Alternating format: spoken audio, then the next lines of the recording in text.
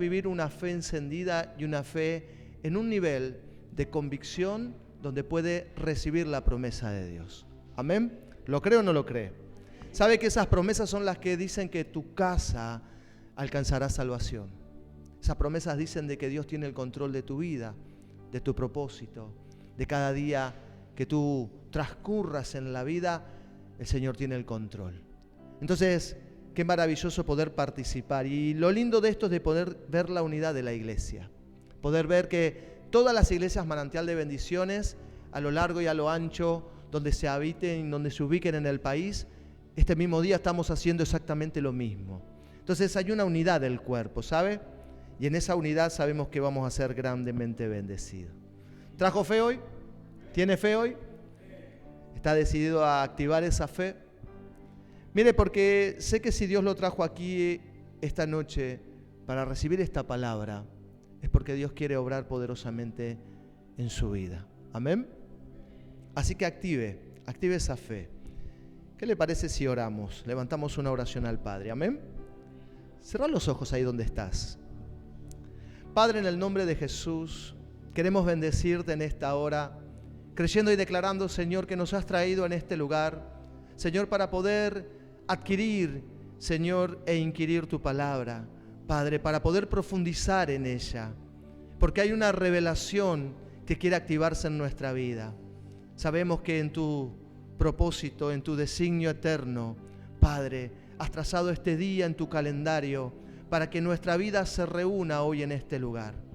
Ninguno de nosotros ha pasado desapercibido a tus ojos ni a tus planes, pero hoy nos reunimos por medio de la fe para recibir una palabra que active nuestra vida, una palabra que produzca cambio, una palabra que nos eleve en la fe, una palabra, Señor, que será activada y sembrada por tu Espíritu y que dará a su tiempo crecimiento al 100 por 1 y cosecharemos esos frutos en el nombre precioso de Jesús.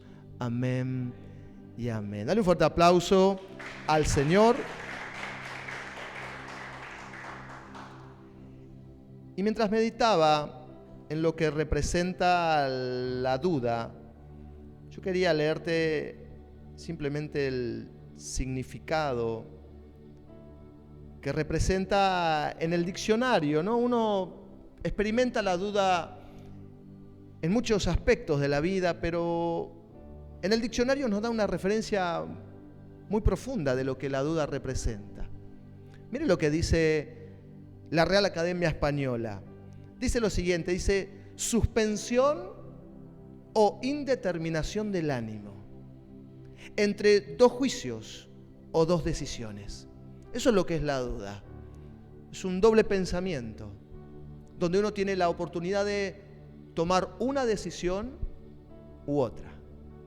Así trabaja la duda en nuestra vida. Tenemos la decisión de creer una cosa o creer otra.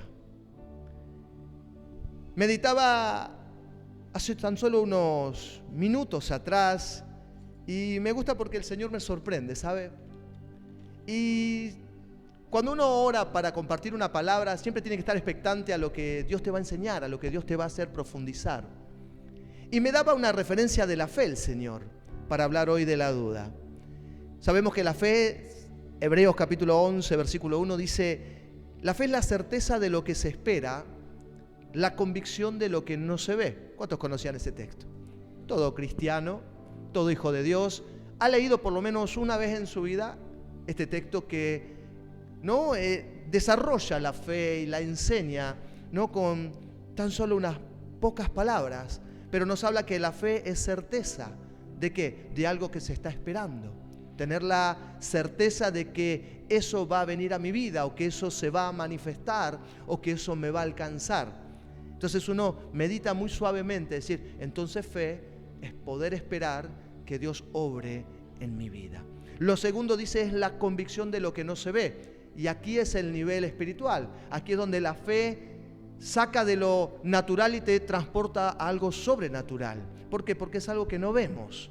Creer en algo que los ojos naturales no ven. Ya es superar nuestra medida natural, nuestra medida humana. ¿Cuántos tienen fe hoy? Sabe que es un don de Dios, es una gracia, es un regalo. Y por medio de esa fe hemos conocido a Cristo. Nos han predicado el Evangelio y hemos creído que Jesús ha vencido al pecado, ha vencido la muerte. Pero la fe tiene esta gran característica, es convicción de algo que no se ve.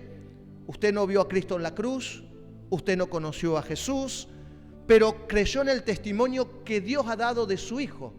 Eso es fe. Creer sin haber visto con nuestros ojos por medio de la gracia de Dios. Ahora, el tema de hoy no es específicamente la fe, sino lo contrario, la duda. ¿Cómo actuará la duda? Y Dios me decía, es la contraparte de la fe. Es lo contrario, es lo que activa la incredulidad. Y me desmenuzaba esto mientras meditaba en el Señor. Me decía, la duda es la incerteza. Si la fe es la certeza, la duda es una incerteza de lo que se espera. No sabemos lo que va a pasar. Cuando uno tiene duda, sufre porque no sabe cuál es el resultado. ¿Será que se dará? ¿Será que se activará? ¿Sucederá lo que estoy esperando o no? Entonces se activa una incerteza. Es una creencia a algo, es un poder también la duda. Entonces hoy tienes la doble opción. O decides activar tu fe y creer, o decides activar la duda en tu vida y creerla. Lo segundo dice que es la convicción de lo que no se ve, la fe. Entonces la duda sería la ausencia de esa convicción.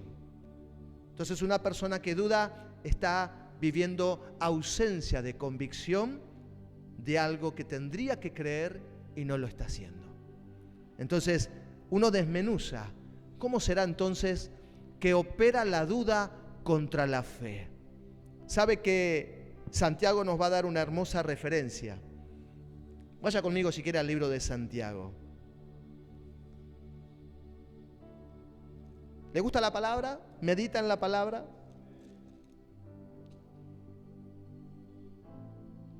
Dice el libro de Santiago, capítulo 1, versículo 2 en adelante. Hermanos míos, tened por sumo gozo cuando os halléis en diversas pruebas, sabiendo que la prueba de vuestra fe produce paciencia. Diga conmigo paciencia. Mas tenga la paciencia su obra completa, para que seáis perfectos y cabales, sin que os falte cosa alguna. Versículo 5. Y si alguno de vosotros tiene falta de sabiduría, pídala a Dios, el cual da a todos abundantemente y sin reproche, y le será dada. Pero en el versículo 6 nos va a revelar algo.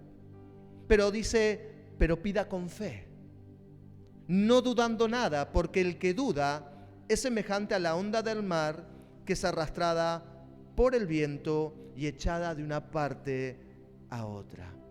Entonces vemos que la contraparte de la fe es la duda, es el impulsor de la incredulidad.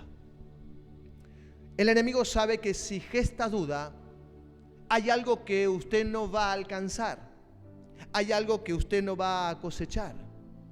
Sabe que la promesa, nos enseña la Escritura, que por fe y paciencia se hereda. ¿Sabía eso? Que uno tiene que tener fe y paciencia. Ahora Santiago nos dice que la paciencia tiene que ser su obra completa. Y ese es el trabajo de la duda. ¿Sabe que el trabajo de la duda es hacer que usted pierda la paciencia? Que usted pierda la paciencia con Dios. Que usted pierda la paciencia que activa y mantiene encendida la fe. Porque dice la Escritura que por la fe y la paciencia se hereda la promesa. Entonces, la promesa fue alcanzada por Cristo, pero para que se cumpla en nosotros, la paciencia tiene que cumplir su obra completa. La duda no tiene que derribar esa paciencia. Entonces usted hoy puede estar viviendo pruebas, puede estar viviendo luchas, puede estar viviendo adversidades, pero la gran batalla será sostener la fe transcurriendo el tiempo. ¿Hasta qué? Hasta que Dios obre. ¿Cuántos dicen amén? ¿Quién está esperando que un milagro pase en su vida? ¿Cuántos están esperando de que Dios obre con esa promesa que Dios alguna vez te dio? Levante la mano. ¿Quién ha recibido una promesa en su vida? no hablo solamente de la promesa de salvación que todos tenemos, pero digo, ¿Dios no te ha dado una promesa de restauración familiar? Seguramente que sí. ¿Dios no te ha dado una promesa de sanidad? Y estás esperando que el milagro acontezca y que el cuerpo sane. Que esa promesa que dice la Escritura que por las llagas de Cristo hemos sido curados, se cumpla en ti. Todos hemos recibido promesas de parte de Dios. Pero la gran batalla es no dejar que la duda sea ese obstáculo que haga que la promesa en nosotros no se cumpla. Y meditaba en esto y veía de qué manera podemos desmenuzar y, si me lo permite, de esta manera poder diagramar en algunos puntos la manera de derribar los argumentos de la duda, esta muralla. Y el primer punto que el Señor me mostraba, que una persona que conoce la palabra es una persona que tiene fundamento para derribar las dudas de la vida. Entonces el primer punto que podemos meditar es conocer la palabra de Dios. Es un hermoso punto. Habla de una instrucción en la palabra. Conoce la palabra de Dios, la ha estudiado, la estudia, medita en ella. Porque la Escritura dice que debemos meditar en ella de día y de noche para que todo nos salga bien. Entonces, si hay un punto firme para nuestra vida, es saber que conociendo la palabra de Dios, logramos intervenir en esa lucha con la duda. Lo segundo que podemos interpretar es orar y buscar la dirección de Dios. ¿Le gusta la oración? ¿Sabe que la oración es un momento de intimidad? Decí conmigo intimidad. ¿Tiene intimidad con Dios? ¿Le gusta orar? ¿Es de orar por las mañanas, por las tardes, por las noches? ¿Se toma un ratito antes de dormir? A veces en el trajín del día, ¿no? Es algo que dejamos siempre para después. Seguramente te ha pasado encontrarte cansado o cansada y parecer de que la oración, ¿no?, es algo tedioso, es algo pesado. Claro, es una lucha de lo natural con lo espiritual, ¿sabía? Pero una persona que se alimenta de la presencia de Dios es una persona que va a estar fortalecida, amén, para poder derribar las dudas que esta vida quiere proponer. Me gusta como Mateo dice, capítulo 6, versículo 6. Habla del aposento, de la intimidad. Si queremos derribar las dudas de nuestra vida, esa intimidad tiene que estar presente en Dios. Dice que cerrada la puerta, oremos a nuestro Padre, y nuestro Padre que está en secreto nos revelará y nos galardonará en público. ¿Lo sabía? Entonces, en el momento en que la lucha se presente, usted con un momento de intimidad con Dios podrá encontrar la victoria que tanto está esperando. Lo tercero, ¿sabe qué? Si tenemos que meditar en cómo vencer la muralla de la duda, es entender que debemos rodearnos de creyentes. Qué lindo eso. ¿Tiene amigos en el camino que son hermanos de la fe, pero tiene esa relación donde puede hablar de la fe? ¿Se rodea con gente cristiana? ¿Se rodea con gente que ame a Dios? Es un buen punto tener gente que nos guíe, nos inspire. ¿Está cerca de sus pastores? ¿Está cerca de sus líderes? ¿Cuántos hay de acá que participan en una célula? Levante la mano. Mire, qué hermoso. ¿Tiene confianza con su líder? ¿Tiene cercanía a sus pastores? Porque si hay algo que nos puede siempre hacer bien es que alguien que tenga la mente firme en el Señor, alguien que esté maduro en el Señor, nos pueda guiar en los momentos de la duda. Porque dijimos que la duda era claudicar en doble pensamiento. Y si uno medita en la Escritura, ¿se acuerda de Elías en el Monte Carmelo? Estaban allí presentes los profetas de Baal y de Acera. ¿Y cuál fue la exhortación que Elías en el libro de Reyes nos muestra? ¿Acaso no fue que el pueblo se volcara verdaderamente a Dios y deje de tener un doble pensamiento? De tener dudas de quién era realmente Dios. La proclamación fue la siguiente: si Jehová es Dios, seguidle. Pero si Baal es Dios, seguidle. Entonces tuvo un acto de fe guiado por Dios. Y usted conoce la historia. seguramente, y no sé, quiero leer, pero es larga, pero poder interpretar de que provocó la manifestación de Dios y de qué manera derribar los argumentos de un pueblo que tenía dudas, de un pueblo inseguro, de un pueblo que estaba torciéndose por estar meditando en los caminos del mundo y de los dioses paganos. Me gusta porque la Escritura dice que llamando al pueblo ordenó el altar. Es algo hermoso la historia, se la recomiendo, que la pueda leer, que la pueda meditar. Y en ese orden, una persona madura tiene la capacidad de poder quitar las dudas a los que le rodean. Así que si te juntás con gente cristiana madura, qué bueno que es, porque entonces podrás apoyarte en ellos en los momentos de tu aflicción. Eso es realmente hermoso. Me gusta porque cuando vino la proclamación, Elías levantó un clamor al cielo. Y si recuerda la Escritura, él proclamó que si realmente era un enviado de Dios, que fuego descendiera sobre aquel altar que él había ordenado. Pero la clave era que el corazón del pueblo se volviera a Dios. Y dice la Escritura que el fuego descendió. Y ese fuego representa la respuesta de la intimidad con Dios. Por eso recién le decía, conocer a siervos de Dios es una bendición.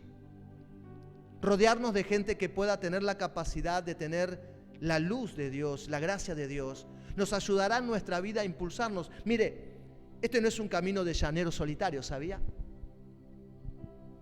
Es un cuerpo y el cuerpo depende siempre un miembro del otro. Necesitamos al hermano, necesitamos la autoridad, necesitamos a nuestros pastores, necesitamos a nuestros maestros, necesitamos a gente que tenga la unción de Dios para poder ministrarnos en los momentos de duda y llevarnos y guiarnos en el camino para que aprendamos a crecer. ¿Está dispuesto a sujetarse? Es algo que si en el camino de las dudas usted aprende a recibir de la gente que tiene por delante, es una gran herramienta para derribar las dudas de la vida. Así que si meditamos en eso, qué buena clave poder rodearnos de gente de Dios. Lo otro es aprender a meditar en el carácter de Dios. Cuando uno aprende a meditar en el carácter de Dios, uno sabe cómo Dios actúa y eso da confianza. Diga conmigo confianza. Claro, uno medita en ese conocimiento de quién es Dios. Porque sabe que en las dificultades de la vida uno tiende a desenfocarse de Dios. Hebreo nos dice, puesto los ojos en Jesús, ¿sabía? Entonces, ¿por qué causa la Escritura nos dice enfoquemos nuestros ojos en Él y no en este mundo? Porque por causa de mirar el entorno de una manera incorrecta, ¿sabe que podemos desviarnos y hasta deslizarnos? ¿Quiere leerlo conmigo? Vaya al Salmo, capítulo 73. Salmo 73. Y es un salmo precioso. Pero el autor, Asaf, va a vivir un momento difícil de duda. Dice la Escritura lo siguiente. El Salmo 73, versículo 1. Dice, ciertamente es bueno Dios para con Israel, para con los limpios de corazón. En cuanto a mí, casi se deslizaron mis pies. Por poco resbalaron mis pasos, porque tuve envidia de los arrogantes viendo la prosperidad de los impíos. ¿Cuál fue la causa que hizo que este hombre comenzara a dudar de los designios de Dios para su vida y para con Israel? Fue poner los ojos en la prosperidad del mundo.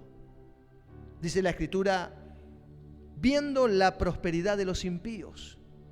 Eso pasa cuando vemos que nuestros ojos se posan a veces no en el propósito de Dios, sino en lo que a veces la gente que nos rodea está viviendo. Y siempre te habrá pasado que te comparan y te dicen, no, ¿dónde está tu Dios? ¿Por qué causa estás viviendo lo que vivís? Y vos te pones a pensar, seguramente, qué es lo que estará pasando. Claro, el enemigo siempre va a traer esa inseguridad, esa duda, para que tú abandones la fe y pierdas la promesa. Asaf pasó un momento muy duro en posar sus ojos. Pero ¿sabe dónde estuvo la clave de volver al eje? Decí conmigo, volver al eje. Cuando uno quiere derribar la muralla de la duda, tiene que volverse al eje. Dice la Escritura lo siguiente: la duda gestó en él tanta inseguridad, tanto malestar, que empezó a reclamar de alguna manera lo que había vertido su vida en Dios. Y eso es lo que hace una persona que duda. No le está creyendo a Dios y comienza a quejarse. Seguramente no sea usted y no haya alguna persona así en este lugar, pero la queja es un proveedor, ¿no?, de el sentir de la duda. Porque cuando uno duda, lo primero que hace, comienza a quejarse. Comienza a ver lo negativo. Dijimos que era la incerteza. Dijimos que era lo que el ojo no ve. Es una ausencia de convicción. Y esta ausencia de convicción hace que uno comience a criticar las cosas. Entonces Asaf dice en el versículo 13: verdaderamente en vano he limpiado mi corazón y lavado mis manos en inocencia, pues he sido azotado todo el día y castigado todas las mañanas. ¿Qué comenzó a ver él?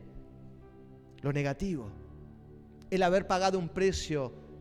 Quizás lo lleva a este tiempo decir: me congrego, vengo a la iglesia, participo, estoy siempre ahí para las actividades del ministerio, pero las cosas no avanzan. Entonces uno comienza a pensar: ¿será que estaré haciendo bien las cosas? ¿Por qué causa las cosas no cambian si estoy haciendo lo correcto? ¿Te habrás preguntado alguna vez por qué todavía la mano de Dios no actuó? Y en esa espera uno comienza a lidiar con la entrega que le dio a Dios. Esa es nuestra área natural, ¿vio? Y dice: verdaderamente en vano limpié mi corazón. Claro, le comenzó a reclamar a Dios ese grado de santidad que él estaba teniendo. A la final dejé el pecado, dejé las malas amistades, dejé la noche, dejé los placeres, y a la final sigo viviendo una vida golpeada. Sigo viviendo una vida dolorosa. Todavía no avanzo en lo que quiero. Entonces la duda comienza a tomar poder en el corazón de esa persona. Asaf ahora le queda solo una circunstancia: poder encontrar nuevamente el eje. Me gusta porque fue un momento de intimidad. Mire lo que dice la Escritura. Versículo 17. Versículo 16 dice: cuando pensé para saber esto, fue duro trabajo para mí, hasta que entrando en el santuario de Dios, comprendí el fin de ellos. O sea que un momento de intimidad quita un momento de duda. En el momento en que tengas duda, lo que tienes que hacer es salir corriendo buscando a Dios. Es lo que hizo Asaf. Él estaba confundido con su duda. Estaba molesto por el sentir de que el mundo prosperaba y Israel era tremendamente golpeado. Pero un momento de intimidad derribó la duda, quitó la incerteza, quitó la falta de convicción. Porque dice específicamente que al entrar en el santuario de Dios, comprendió el fin del mundo. El fin que el mundo tenía sin Dios. Qué hermoso es, en los momentos de duda, poder plantarnos en la verdad de que tenemos un propósito eterno. ¿Sabía? Entonces, cuando la duda quiera presentarse a tu vida, recordá. Busca la presencia de Dios y recordá a qué fuiste llamado y cuál será el fin de este mundo. Pero qué lindo saber cuál será nuestro fin. Es un fin de gloria. Es un fin de eternidad. ¿Sabía? Oh, me dejó solo. ¿Sabía que hay eternidad para usted? ¿Sabía que hay una vida de bendición para nosotros mientras transitemos en esta vida? Pero cuánta gloria vamos a conocer en el momento de la eternidad. Es un gran fundamento en los momentos de duda. Cuando la duda te dice: abandona la iglesia, deja el servicio. Cuando la duda te dice: no vas a prosperar, nada va a cambiar en casa. Comenzar a activar esa relación íntima con Dios para que la certeza de Dios comience a tomar forma nuevamente. En esta noche el eje va a volver a su lugar. ¿Cuántos lo creen? En esta noche el eje que estaba torcido por causa de la duda va a ser derribado y va a tomar nuevamente el centro del propósito de Dios. Porque quizás esta palabra te muestre de que no es el tiempo de bajar los brazos, no es el tiempo de dejar de creer, no es el tiempo de abandonar el propósito que ha sido llamado. Es tiempo de centrarnos en Dios, en la presencia de Dios, que es aquel que revela los misterios de nuestra vida. Y esa es la provocación de la certeza. Cuando uno entra a la presencia de Dios, la luz de Dios vuelve a encender la fe. Entonces usted vuelve nuevamente a entender y a creer y a decir, qué equivocado estaba. Casi lo dejo todo.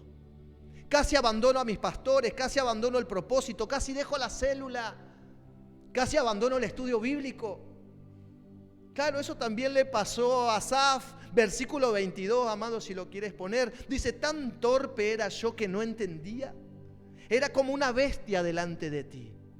Se redujo a un simple animal por causa de esa ignorancia que la duda estaba gestando. Pero me encanta porque dice, con todo, aún teniendo errores, yo siempre estuve contigo.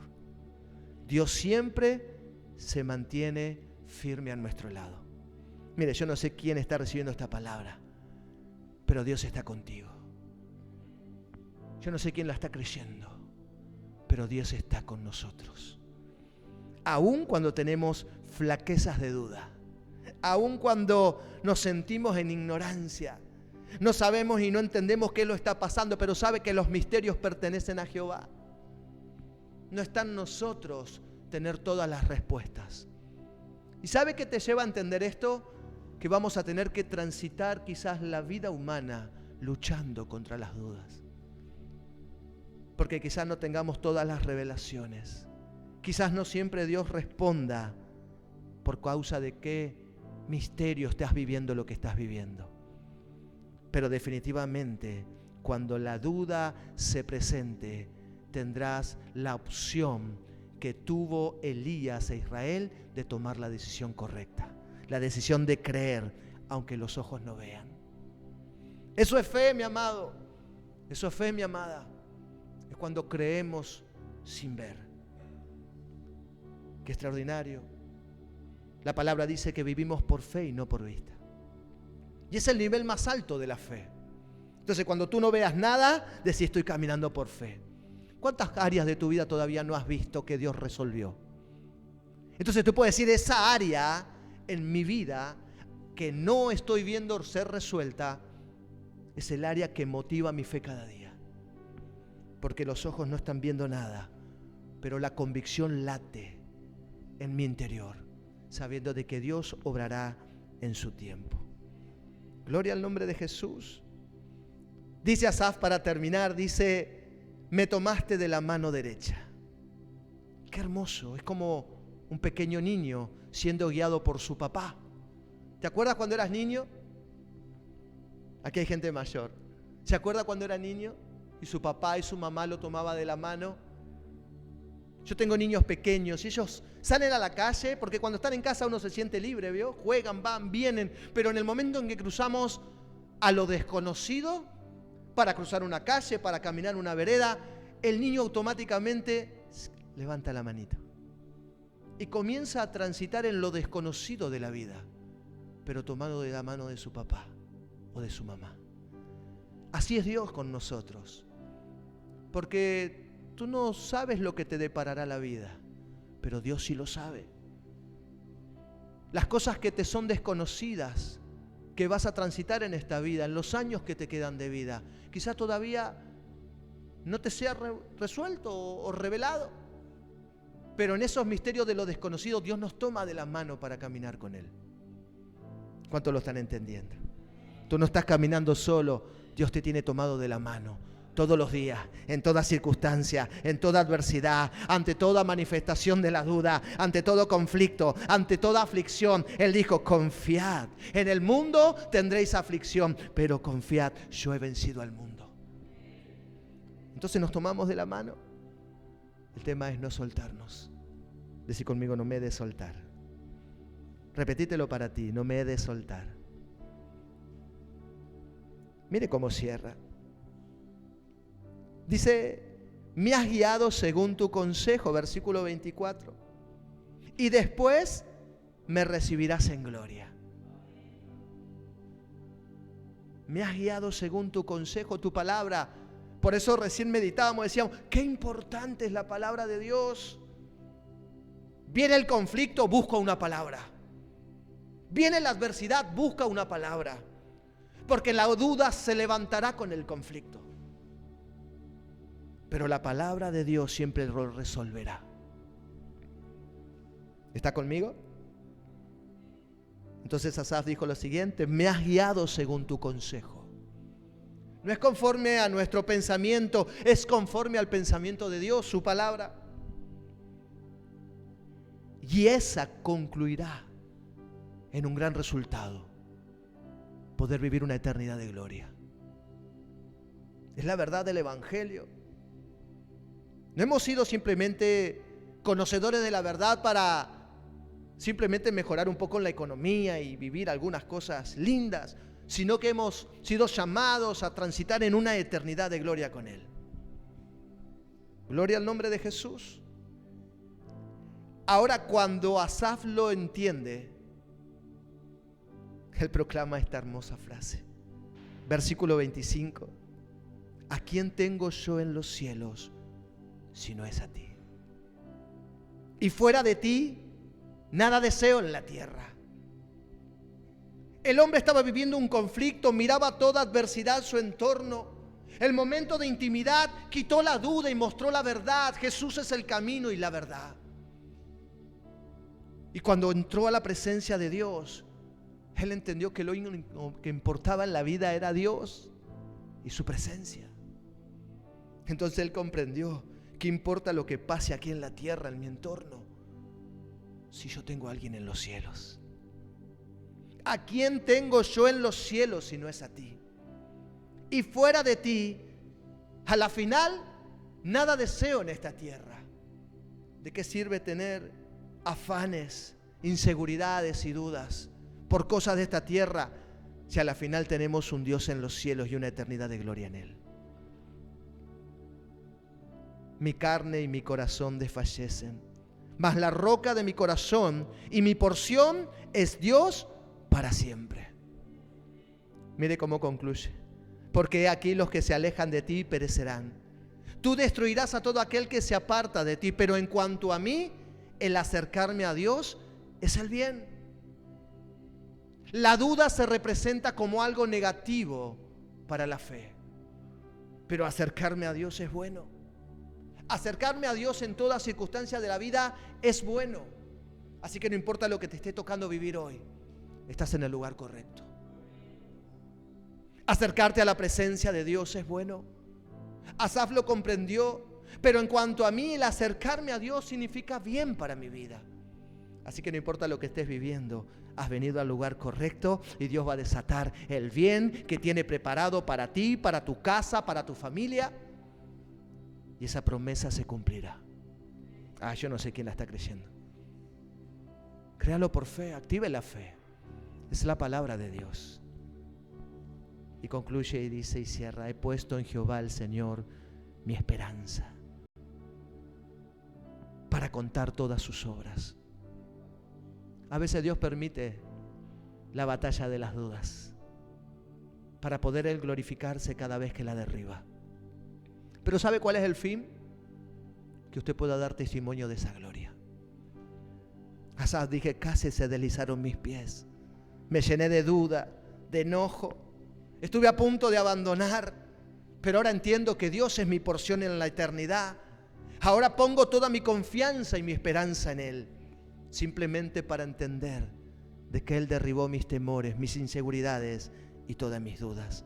Pero hoy me toca simplemente dar testimonio de esta verdad. Así que cada vez que a usted se le presente el conflicto de la duda, sepa algo: Dios va a resolver el conflicto. Créalo. Cada vez que la duda intente levantarse, usted sepa algo: Dios va a resolver el conflicto. ¿Por qué? porque Dios va a querer que usted dé testimonio de su gloria. Las preguntas siempre estarán. ¿Por qué causa Dios obra como obra? ¿Sabe que la duda muchas veces gesta el temor? Y en ese temor podemos estar aún muchas veces cara a cara con Dios y no verlo. Quizás recuerde la historia que le pasó a Gedeón. ¿Se acuerda de la historia de Gedeón? Aquel hombre valeroso que Dios llama a un tiempo de libertad para Israel. Dice la Escritura de que Madián agobiaba a Israel.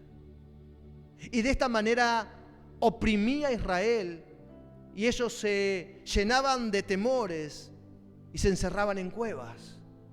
Pero dice la Escritura de que este enemigo destruía los frutos de la tierra.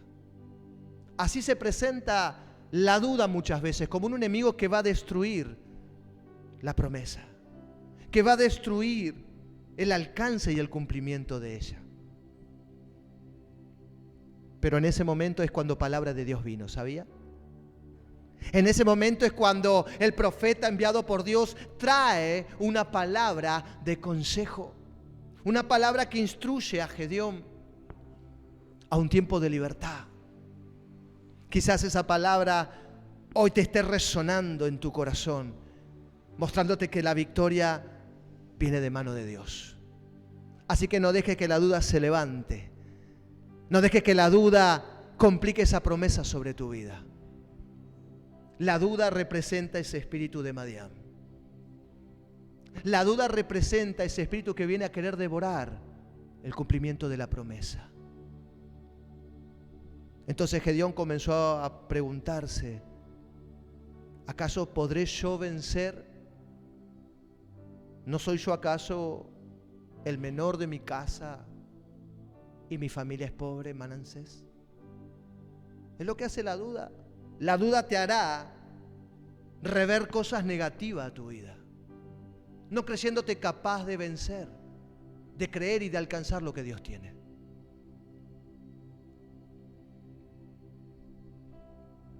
Pero en ese momento es cuando él estaba cara a cara con el ángel de Jehová.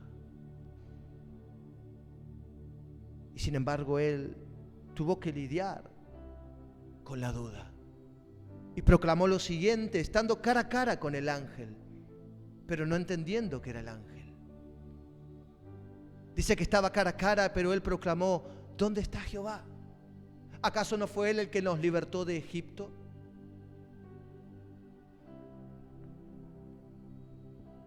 A lo que la voz de Dios después proclamó: ve con esta tu fuerza y alcanzarás la victoria.